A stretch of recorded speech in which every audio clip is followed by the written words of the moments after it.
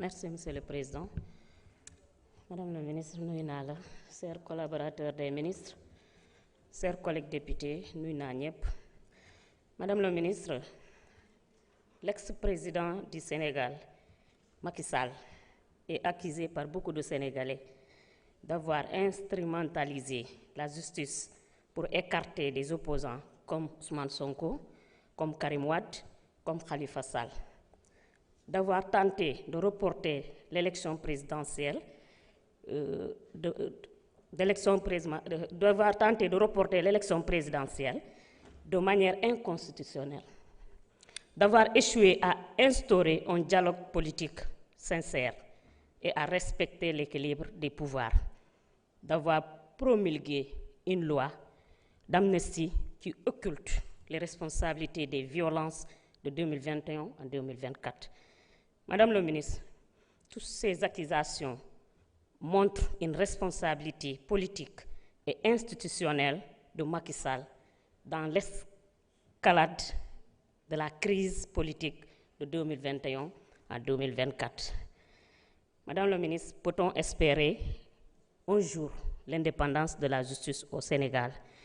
Les Sénégalais attendent la convocation de Macky Sall par la Haute Cour de la justice pour haute trahison.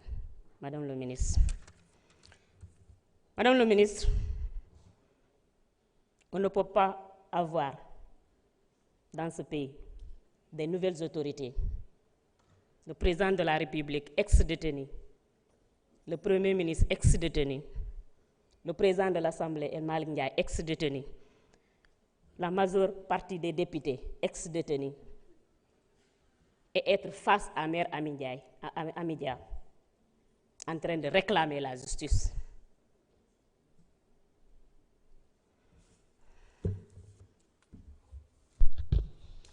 Merci. Merci, honorable. Yoba Baldé, vous avez la parole. Doyen Alakan se prépare.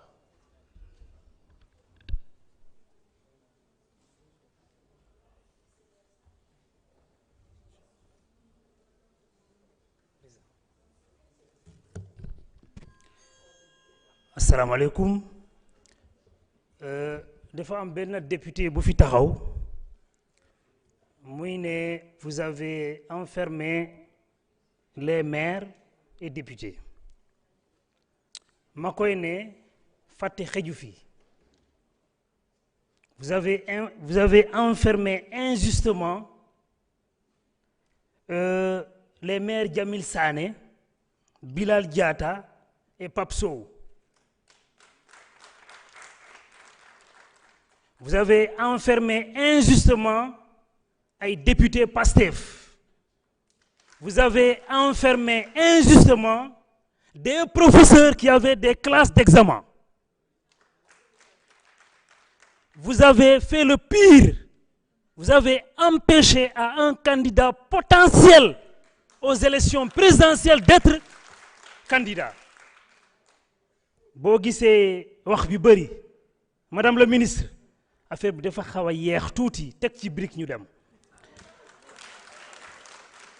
Bien, pour revenir, Madame la ministre, il y a un philosophe grec du nom de Héraclite d'Éphèse qui disait: sans l'injustice, l'homme ne connaîtrait pas la justice. Madame la ministre, les martyrs, nous les victimes, nous avons subi injustement l'injustice. Nous voulons connaître la justice. Madame la ministre, lors de la cérémonie des martyrs et des victimes passées, un seul mot est sorti aux yeux du monde entier. Les familles des martyrs et les victimes réclament justice. Nous avons confiance en vous que justice soit faite. Madame la ministre, la situation de la MAC de Kolda, la maison d'arrêt et de correction, je vous l'avais dit en commission, Cette maison fait actuellement l'objet de préoccupations en raison de sa localisation et de ses conditions de détention. Les habitants du quartier de Ndiobène, soutenus par l'association SOS Environnement, réclament la délocalisation de la prison pour plusieurs raisons. Cette MAC est au cœur de la ville, ce qui pose un problème de sécurité et de santé publique. Les riverains se plaignent notamment de l'odeur dégagée par la fosse d'essence de la prison. Où se trouve une école maternelle municipale et située près d'une case des tout-petits et du marché. Madame le ministre, cette population a organisé des points de presse pour exprimer leurs préoccupations et demande la délocalisation de la prison. Elle menace de passer à la vitesse supérieure si la situation n'évolue pas dans le sens souhaité. Madame la ministre, Kolda, nous voulons être renforcés en avocats. Benna moo fa nekk, il commence à prendre de l'âge. Monsieur le ministre, depuis 2000, il y a des agents au tribunal de Kolda qui ne sont pas intégrés dans la fonction publique.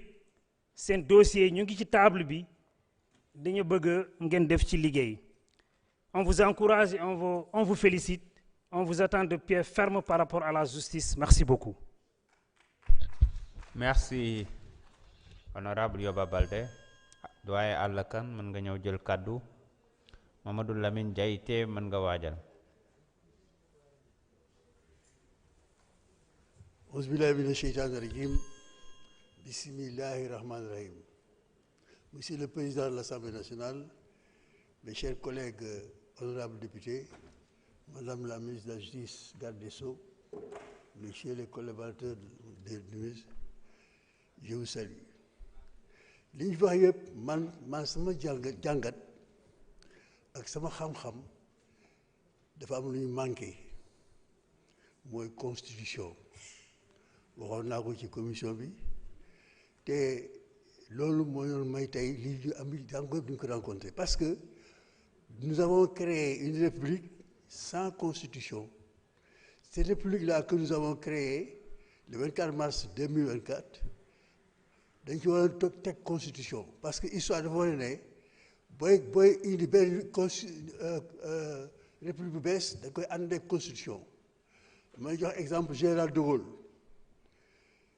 bi 4e république française di daanu dañ ko jël ci dëkkam jox ko France le 18 mai 1958 et dès le 28 septembre 58 4 mois mu def constitution.